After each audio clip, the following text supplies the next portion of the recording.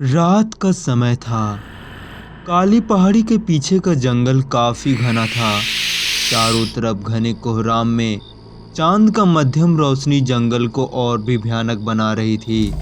साथ में कीड़ों की अजीब आवाजें जंगल की शांति को भंग कर रही थी। उसी जंगल में एक पेड़ के नीचे मोनिका खड़ी थी। इस घने अंधेरी रात में अपने दिल के बेचैनी को थामे मोनिका अपने प्रेमिका विशाल का इंतजार कर रही थी। धीरे धीरे समय बीतता जा रहा था। मोनिका की बेचैनी और भी बढ़ती जा रही थी। उस रात मोनिका अपने प्रेमिका विशाल की पसंदीदा कपड़ा पहनकर आई थी। रात भी काफी हो चुकी थी और उसे अपने मकान मालकिन की डांट का डर भी सताने लगा था। इसी तरह कुछ और समय बीतने के बाद मोनिका ने आखिरकार वहां से जाने को तय कर लिया। रास्ता काफी सुनसान था और दूर दूर तक किसी भी शख्स के होने का वजूद उस रास्ते पर महसूस नहीं हो रहा था। मोनिका धीरे धीरे अपने कदम को आगे बढ़ाए जा रही थी।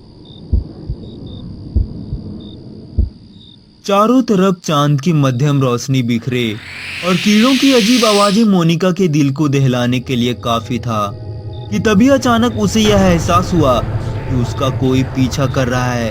किसी और के कदमों की आहट सुनकर मोनिका ने भी अपने कदम तेजी से लेने शुरू कर दिए। मोनिका इतना डर गई कि उसने भागना शुरू कर दिया, पर वो अकेली नहीं भाग रही थी, कोई और भी था जो मोनिका के साथ साथ भाग रहा था। ये महसूस कर मोनिका काफी डर गई।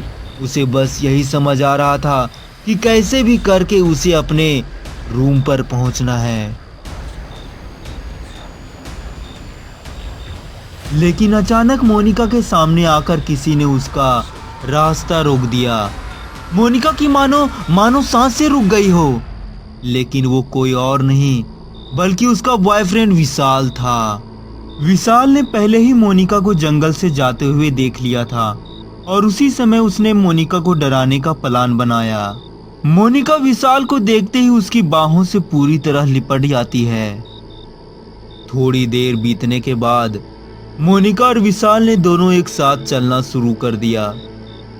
इस चांदनी रात को और भी रोमांटिक बनाने के लिए चलते चलते विशाल ने मोनिका को उस रात अपने साथ गुजारने के लिए कहा। पहले तो मोनिका ने मना कर दिया, लेकिन विशाल के बार बार जिद करने पर मोनिका ने आखिरकार हाँ कर दी। विशाल ने मोनिका को अपने फार्म हाउस के पीछे वाले बगीचे में ले गया। ये तुम मुझे कहाँ ले आए? ओहो मोनिका, अब क्या मैं तुम्हें अपने घर ले जाता? घर पर मम्मी पापा हैं। रोमांस के लिए इससे बेस्ट जगह कहीं और नहीं है। दोनों ने काफी देर तक एक दूसरे से बातें की। मोनिका की हंसी विशाल को अपनी तरफ आकर्षित कर रही थी कि तभी विशाल ने मोनिका की तरफ अपनी नजदीकियां बढ़ाना शुरू कर दिया, जिसे मोनिका ने देखकर अपनी नाराजगी जताई। लेकिन विशाल ने उसकी नाराजगी को नजरअंदाज किया और उसने अपनी नजदीकियां बढ़ाना जारी रखा। परंतु जब मोनिका को लगा कि यह थोड़ा ज्यादा हो रहा है तो उसने जोर से विशाल को डांट लगाई और उससे अपनी नजदीकियां दूर कर ली। मोनिका को उस पर चिल्लाना विशाल को अच्छा नहीं लगा, जिसके कारण विशाल ने उस पर चिल्लाना शुरू कर दिया। कितना नखरे दिखा रही हो? हम लोग दोनों एक दूसरे को कितने सालों से जानते हैं, उसके बाद भी तुम्हें मुझ पर भरोसा नहीं? विशाल का इस तरह उस पर चिल्लाना मोनिका को बिल्कुल भी अच्छा नहीं लगा और वो वहां से जाने लगी। मोनिका को इस तरह जाते देख विशाल का गुस्सा 7वें आसमान तक पहुंच गया। गुस्से से उसकी आंखें पूरी तरह लाल हो गई कि तभी अचानक विशाल ने मोनिका को धक्का दे दिया, जिसके कारण मोनिका का सर एक पत्थर से जा टकरा गया और उसने वहीं पर अपना दम तोड़ दिया। मोनिका को इस हालत में देख विशाल पूरी तरह से असमंजस में पड़ गया। उसे कुछ समझ नहीं आ रहा था कि वो अब क्या करे। विशाल की सांसें फूलने लगी, उसकी जान मानो हलक में अटक गई हो। वो बस अपने आप को बचाने का रास्ता ढूंढने लगा। मोनिका, जिस मोनिका से वो बेइंतहा मोहब्बत करने की बातें किया करता था, आज वो उसी की लाश को कहीं ठिकाने लगाने में लगा हुआ है। मोनिका की लाश को ठिकाने लगाने के लिए उसने एक गड्ढा खोदा और उसी में अपने मोहब्बत मोनिका को दफना दिया। मोनिका के साथ किए गए गुनाह के सदमे से वो अब भी बाहर नहीं आया था।